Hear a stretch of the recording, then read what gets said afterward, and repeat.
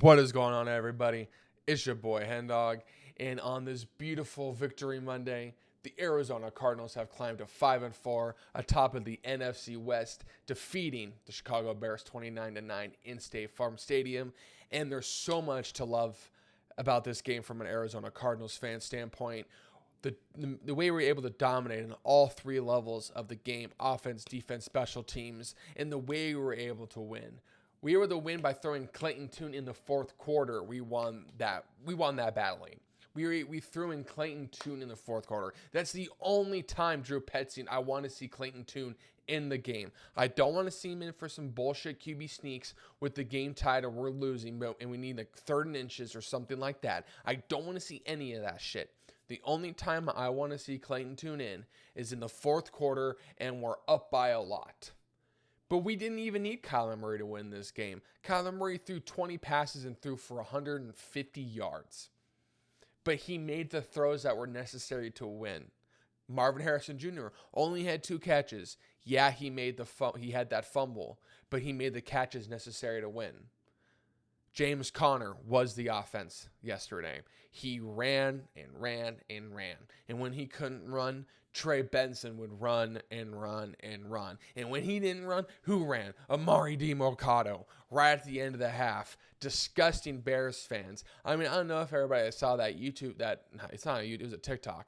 The video of all the Bears fans leaving State Farm Stadium just in groups at the third quarter. I would be too, especially if you flew from Chicago to watch this shit, which was the guys in front of me. It was Bears fans everywhere. It was probably 75% Bears fans, and some of them do live here. I mean, a lot of people from Illinois, especially Chicago, have moved here over the years. The Chicago influence is big here. You could see it in the fast food chains, the restaurants. Mesa, Arizona is a huge area for Chicagoans because the Chicago Cubs play spring training there and stuff like that. But hey, this isn't a Chicago YouTube channel. This is an Arizona YouTube channel. And we fucking dominated them.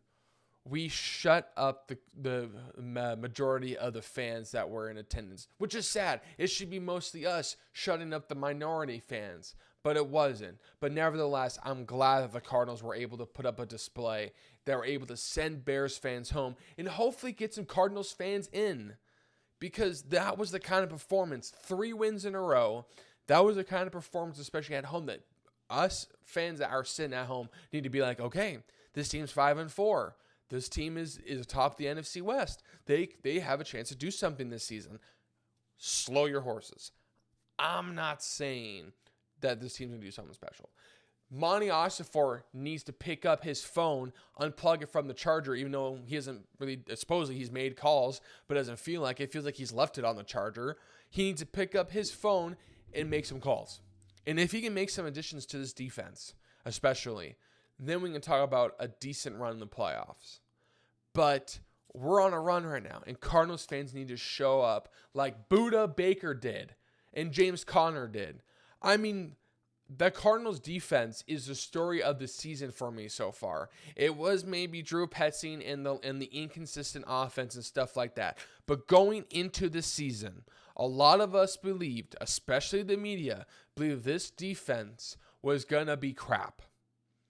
I mean, through the first few weeks, it did. Our free agent signings were very underwhelming, and they still are. A couple of them are out for the season, so that's not fair to them. They'll hopefully make an impact next season when they're healthy and stuff like that. But the ones who are available are underperforming, and it's up to rookies and roster filling guys to make an impact, and they are.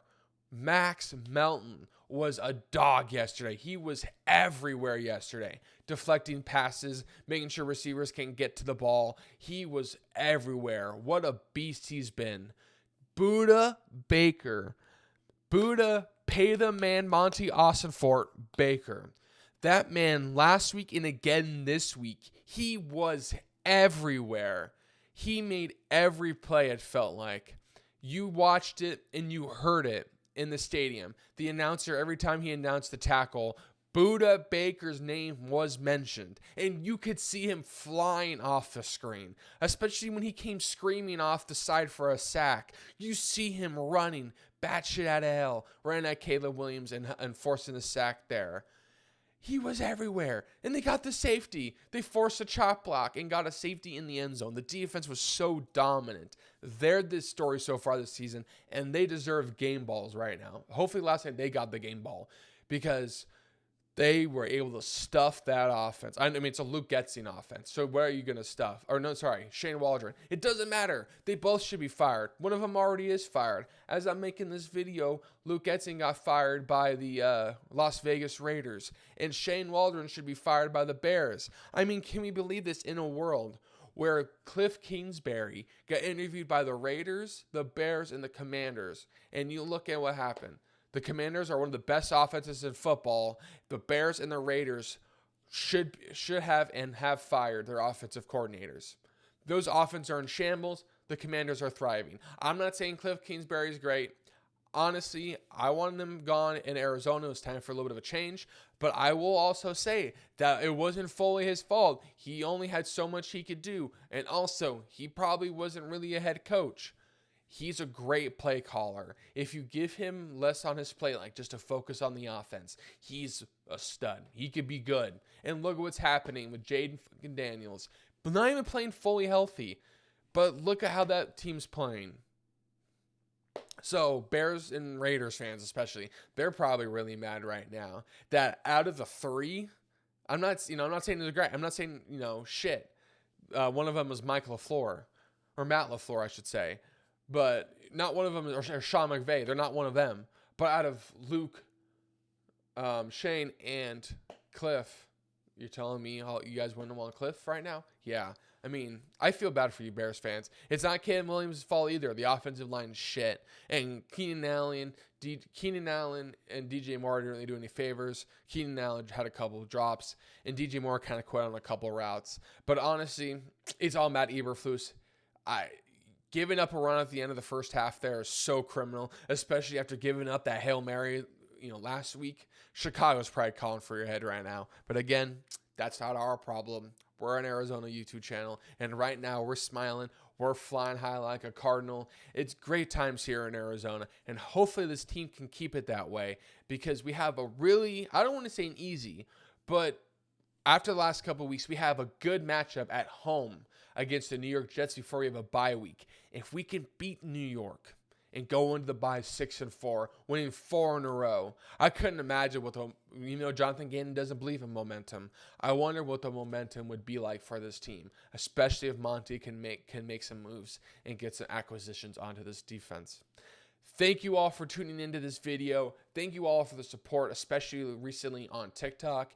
If you haven't already, please do check out my TikTok. My link will be in description for that. I have been posting shorter updates, news, and you can say previews, as well as I did for the game yesterday. So please do check out my TikTok. It'll be really appreciated. And thank you all for support on here. Thank you all for the reactions. Thank you all for the comments and the likes. I love chatting with you guys and being able to see your comments and how you guys feel about the season, especially fans from other teams. I love watching football. I watch every game, but obviously I'm not tied to the teams of these games. Like I love to hear about how Saints fans are feeling right now, or Jaguars. Like I like to know. So thank you for bringing all the commentary as well. I really appreciate that and kind of getting to know you guys a little more. So thank you all for tuning in. I love y'all, and I'll see y'all later. Peace.